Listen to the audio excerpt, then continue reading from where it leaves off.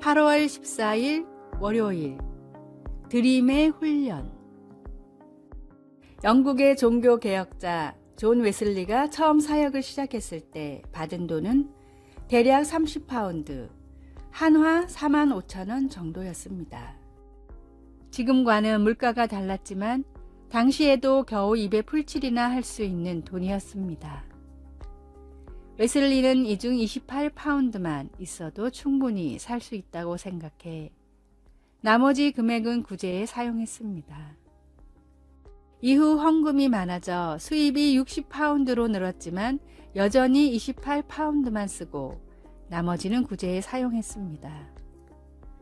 웨슬리의 수입은 다시 그 2배인 120파운드가 됐고 얼마 안 되어 다시 또 2배가 됐지만 그럼에도 여전히 28파운드만 사용하고 나머지는 구제에 사용했습니다.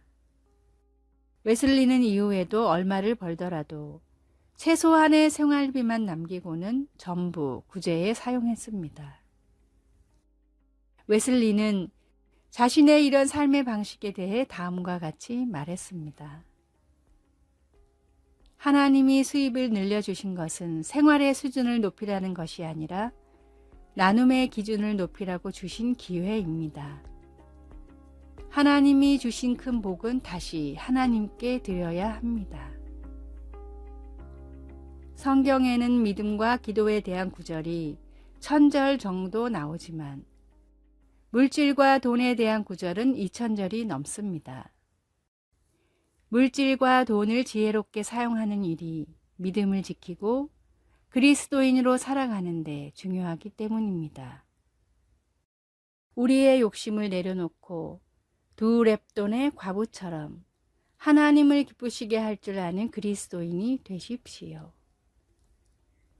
오늘의 말씀, 각각 그 마음에 정한 대로 할 것이요 인색함으로나 억지로 하지 말지니 하나님은 즐겨내는 자를 사랑하시느니라. 고린도후서 9장 7절. 오늘의 찬송 215장 내 죄에 속해 주신 주께. 오늘의 만나 물질과 은사를 지혜롭게 쓰는 선한 청지기가 되게 하소서. 늘림이 아닌 나눔의 삶이 주님을 기쁘시게 한다는 것을 잊지 맙시다.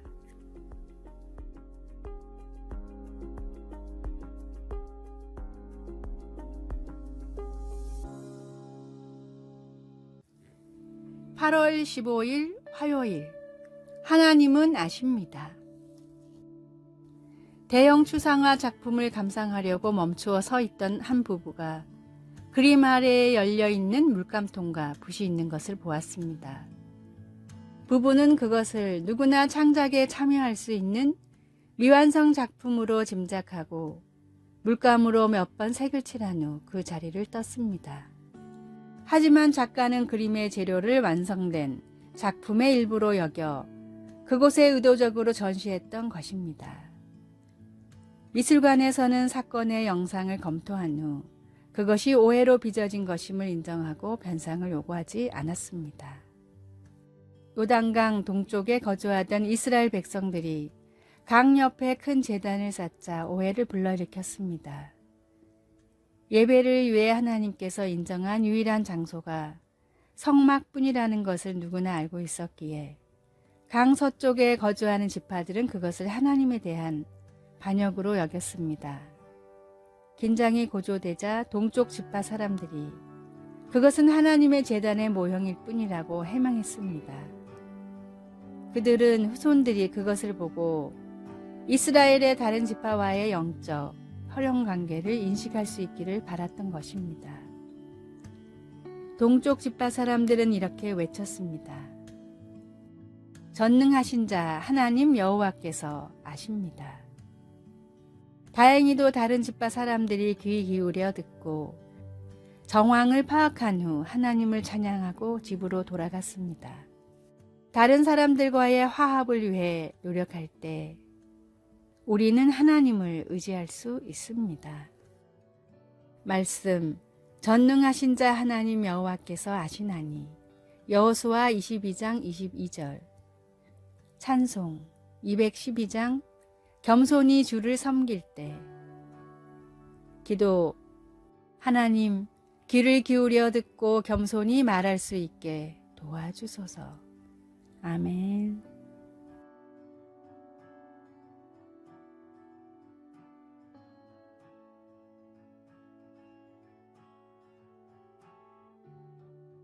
(8월 16일) 수요일. 행복을 만드는 힘. 역사상 10손가락 안에 꼽히는 대제국인 에스파냐와 로마 제국을 무너뜨리고 유럽을 점령한 나폴레옹은 숨을 거두기 얼마 전 자신의 인생을 다음과 같이 회고했습니다. 내 생애의 행복한 날은 단 6일밖에 존재하지 않았다.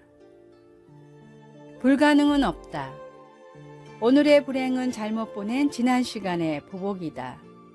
라는 말을 남긴 나폴레옹과는 전혀 어울리지 않는 말이었습니다. 빛의 천사로 불린 헬렌 켈러는 노년에 자신이 살아온 인생에 대해 사람들에게 다음과 같이 말하곤 했습니다. 내 인생에서 행복하지 않았던 날은 단 하루도 없었습니다. 보지도 듣지도 말하지도 못하는 선천적 장애를 안고 태어났지만 평생을 다른 일을 위해 힘써왔던 헬렌 켈러의 삶은 온 유럽을 정복했던 황제 나폴레옹의 삶보다 행복하고 값진 삶이었습니다. 세상의 모든 것을 누리는 한평생보다도 주님을 믿고 주님의 말씀을 행하며 살아가는 단 하루가 훨씬 값지고 행복한 삶입니다. 우리의 삶은 지금 불행합니까?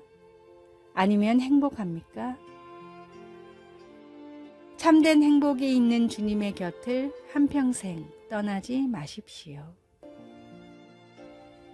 오늘의 말씀.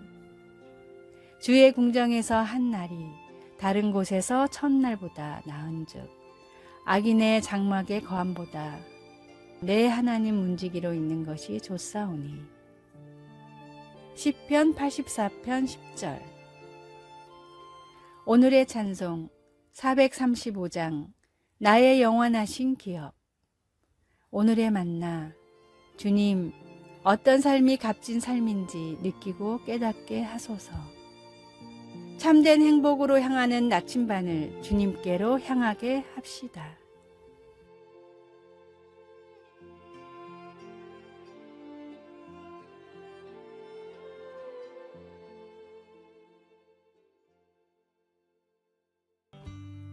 (8월 17일) 목요일. 열쇠. 토마스 키팅의 고전 인간 조건이라는 책에는 잊지 못할 이야기가 있습니다. 집 열쇠를 잃어버린 선생님이 풀밭에 엎드려 열쇠를 찾고 있었습니다. 열쇠를 찾는 선생님을 본 제자들도 함께 찾았지만 열쇠는 안 보였습니다. 마침내 한 똑똑한 제자가 이렇게 묻습니다. 선생님, 열쇠를 어디서 잃어버렸는지 혹시 기억나세요? 선생님이 대답합니다. 당연하지. 집 안에서 잃어버렸어. 그럼 왜 우리가 집 바깥에서 찾고 있어요? 라고 제자들이 묻자 선생님은 당연하지 않아? 여기가 더 밝으니까 라고 대답합니다. 키팅은 여기서 우리가 하나님과의 친밀함과 하나님의 사랑의 임재를 경험하게 해주는 열쇠를 잃어버렸다고 결론 내립니다. 그 경험 없이는 어떤 것도 가능하지 않습니다. 하지만 그것을 경험하면 거의 모든 것이 가능합니다. 삶의 기복 속에서도 하나님이 여전히 우리의 가장 깊은 소망의 열쇠가 된다는 사실을 우리는 너무나 쉽게 잊어버립니다. 하지만 우리가 모든 그릇된 곳을 향하는 것을 멈출 때 하나님은 거기서 우리에게 참된 안식을 보여주십니다. 마태복음 11장에서 예수님은 하나님의 길을 지혜롭고 슬기 있는 자들에게는 숨기시고 어린아이들에게는 나타내신 하나님 아버지를 찬양합니다. 그러시고 나서 수고하고 무거운 짐진 자들을 불러 안식으로 초대하십니다. 말씀, 나는 마음이 온유하고 겸손하니 나의 멍에를 메고 내게 배우라. 그리하면 너희 마음이 쉼을 얻으리니. 마태복음 11장 29절. 찬송 526장 목마른 자들아. 기도. 가장 화려해 보이는 곳에서 만족을 찾으려 하는 저의 모습을 자주 봅니다. 그 대신 참된 평안을 찾기 위해 하나님께로 향할 수 있도록 도와주소서. 아멘.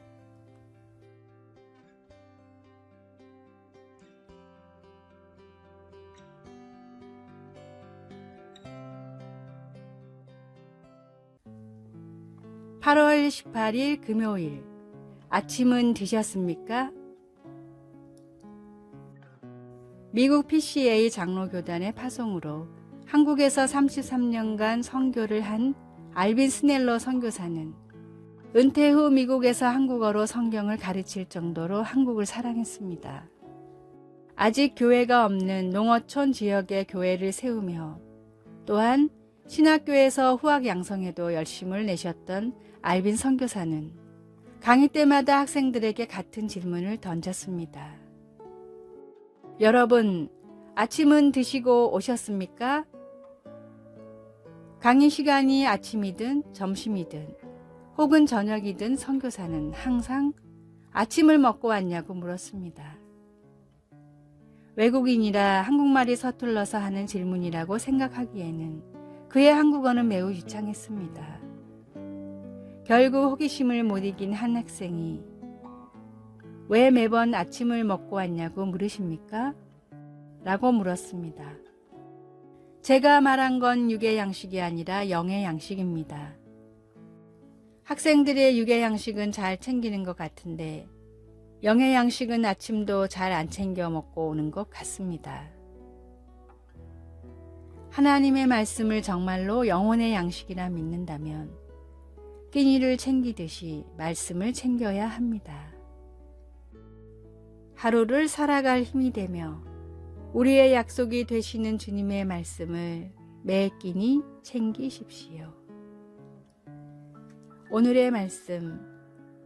썩는 양식을 위하여 일하지 말고 영생하도록 있는 양식을 위하여 하라. 이 양식은 인자가 너희에게 주리니 인자는 아버지 하나님의 인치신 자니라. 요한복음 6장 27절. 오늘의 찬송 202장 하나님 아버지 주신 책은. 오늘의 만나. 생명의 양식인 주님의 말씀을 중히 여기며 자주자주 보게 하소서. 살아갈 힘이 되며 우리의 약속이 되시는 주님의 말씀을 매 끼니 챙깁시다.